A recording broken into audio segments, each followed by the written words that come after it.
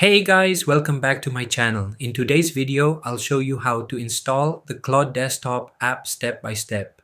First, if you go to the Claude website, it may directly open the online chat and you won't see a download option.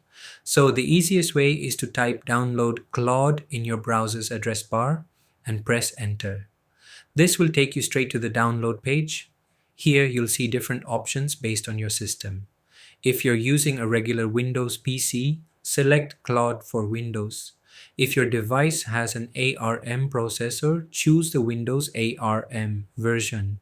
Once you click download, the file will appear in your downloads folder. Now open the Claude setup file to begin installation. It may take a few seconds depending on your system speed. After that, click Get Started to allow the app to install. Once completed, Claude will appear in your taskbar. Now open the app and sign in using your email or continue with Google. And that's it. Claude is now installed and ready to use on your desktop.